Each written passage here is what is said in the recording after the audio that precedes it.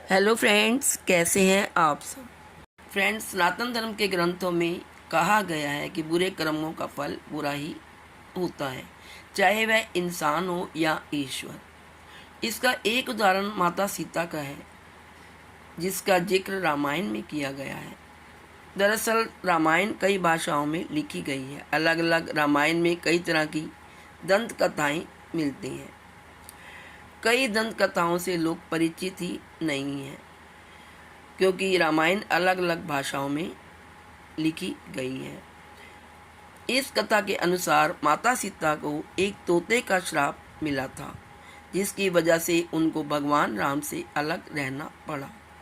पहले माता सीता को वनवास के दौरान रावण अपहरण कर लेता है और उसका वध करने के बाद माता सीता के साथ भगवान राम की अयोध्या में वापसी होती है। फिर एक धोबी की कहने पर माता सीता को राम से अलग रहना पड़ता है। हम सबके मन में सवाल उठता है कि राम तो भगवान है, फिर वह अपनी पत्नी से अलग क्यों रहे। आइए जानते हैं इसका एक कारण। दोस्तों, इसका कारण था एक गर्भवती द्वारा माता सीता को श्राप देना। वह श्राप क्या था, आइए जानें।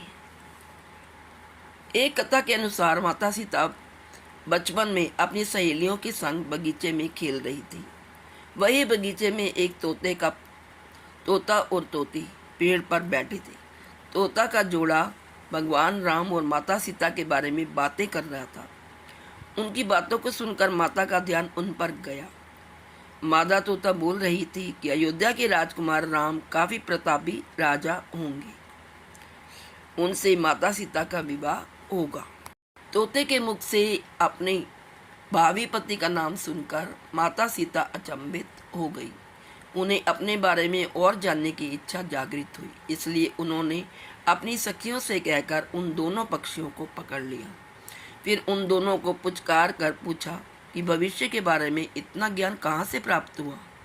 तब पक्षियों ने बताया कि इससे पहले हम महर्षि वाल्मीकि के आश्रम में रहते थे, जहाँ हर रोज राम और सीता के जीवन के बारे में बताया जाता है। इसलिए उनको दोनों के बारे में ही ये चीज कंठस्थ हो गई है। सीता जी ने पक्षियों से कहा कि जिस जनक पुत्री सीता की तुम लोग बात कर रहे हो, वह मैं ही हूँ। मुझे मेरे और राम के बारे में और भी बातें जाननी है। तब नर तोता ने कहा कि हे सीता, आपका विवाह अयोध्या के राजा दशरथ के ज्येष्ठ पुत्र राम के साथ होगा और आपकी जोड़ी तीनों लोकों में सबसे अद्भुत होगी।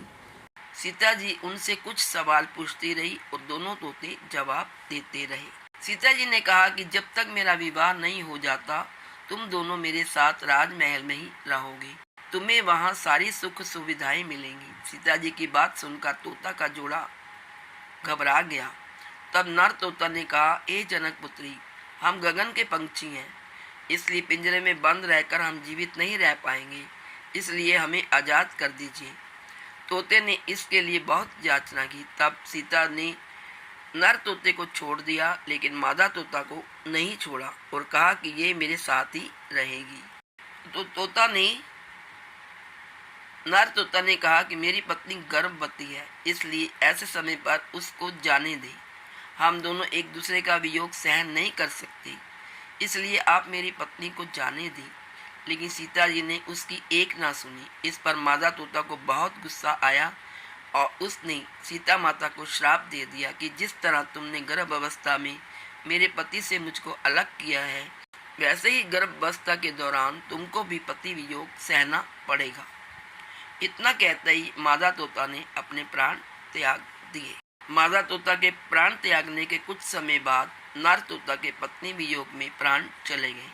इससे माता सीता को बहुत दुख हुआ, लेकिन तब तक बहुत देर हो चुकी थी। बताया जाता है कि अगले जन्म में तोता वही धोबी था जिसने माता सीता के चरित्र पर उंगली उठाई थी, जिसके बाद भगवान राम ने सीता का गर्भावस्था के दौरान त्याग कर दिया।